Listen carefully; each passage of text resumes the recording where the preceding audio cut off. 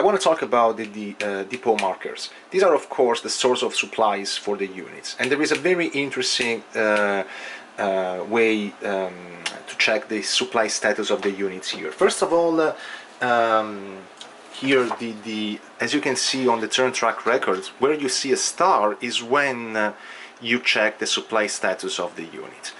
So you don't check it at the end of every turn, you check it only in these given turns. But the effects are once you check the first time, at that point, at the end of every turn, there is what is called the supply effect phase, which basically means that units that are out of supply can still move and attack without any kind of penalty, but what happens in that phase is that they lose one manpower. And if you play the Grand Campaign scenario, there is, of course, you get to you can regain the in supply status. How do you check the supply status? This is very interesting. We're gonna take a look at the whole map here, which I'm sorry looks very confusionary, but the map maybe doesn't give you an exact idea. This is a county display. So the map is divided in counties. Here are included also the counties of the second map of the game, which is not here on my table. What happens is that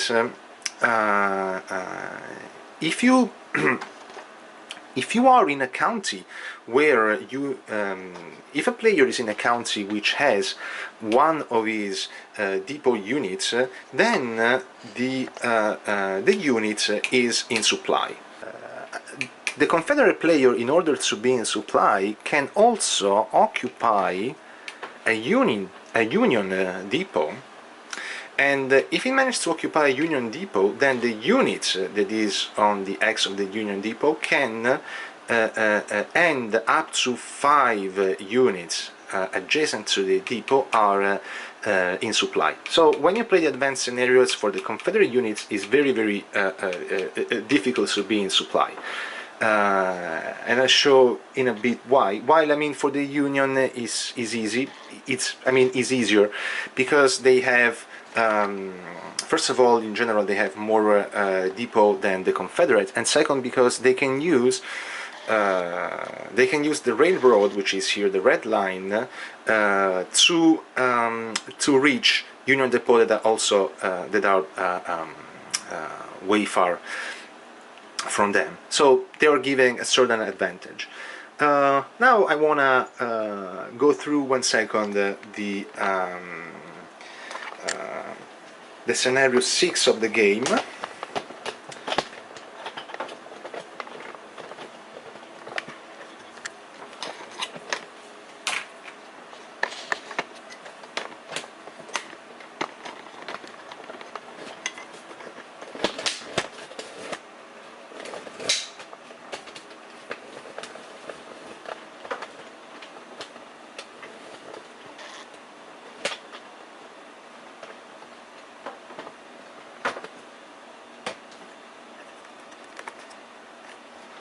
So this is the map where scenario 6 is played. Now, unfortunately, I just finished the game, so I cannot really show how the units were placed, but I can show you the general pattern of the game using some colored markers.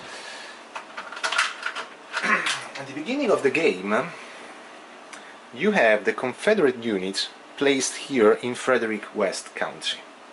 Okay? The Confederate units.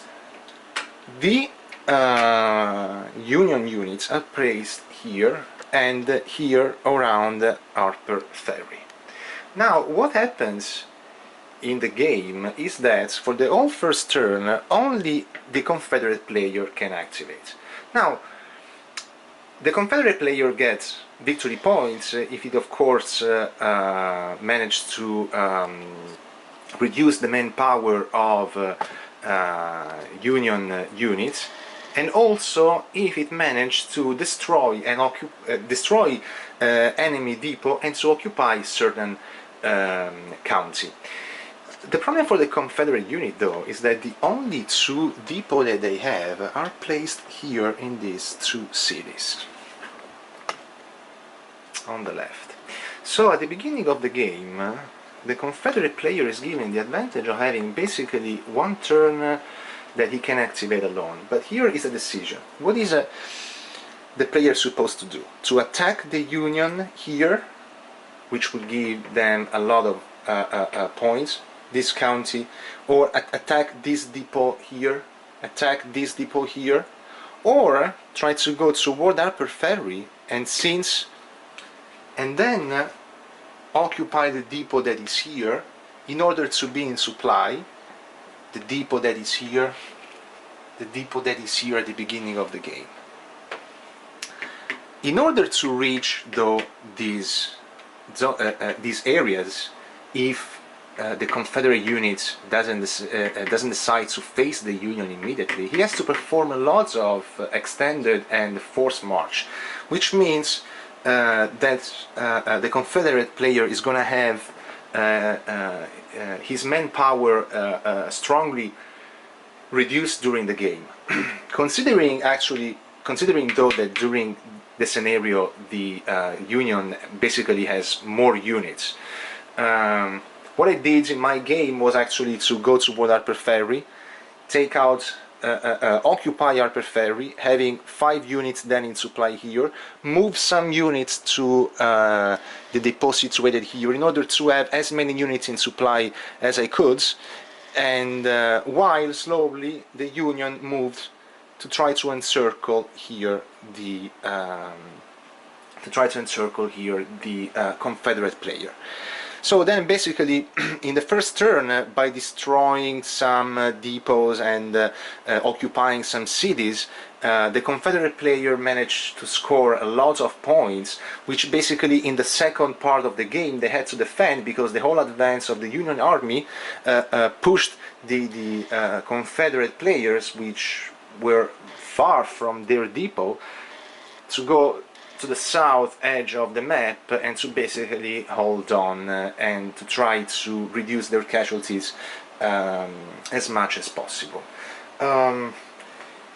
Really, I think that this is a game that every wargamer should play. It is absolutely amazing, and I had so much fun in playing this, and I'm looking forward to playing other games of the series, and I hope that this gave a bit of an idea of how the game works, and I hope you enjoyed the video, and I'll see you soon. Bye.